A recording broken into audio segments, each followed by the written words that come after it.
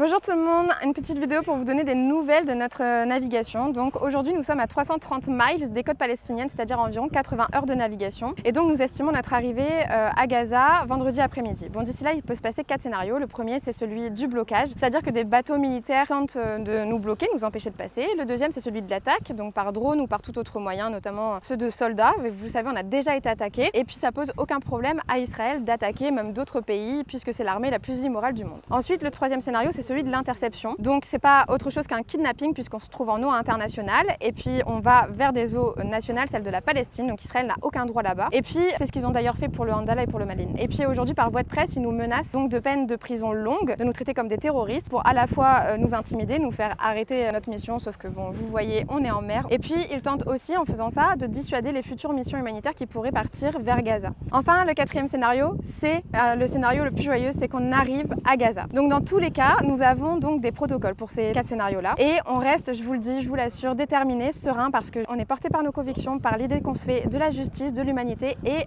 du coup on est certain d'être du bon côté de l'histoire. Donc vous me demandez ce que vous pouvez faire à terre, et ben continuez à faire ce que vous faites, c'est-à-dire informez-vous, informez les autres, vos voisins, vos amis, votre famille, vos collègues de travail, relayez les informations concernant la flottille mais aussi Gaza pour qu'on ne détourne pas les yeux de ce qui se passe là-bas, suivez toutes nos informations, relayez et interpellez le gouvernement en lui demandant des comptes, à la fois de protéger ses ressortissants, de protéger la flottille et aussi de faire cesser cet infâme génocide. Voilà, je vous tiens au courant dans les prochaines heures.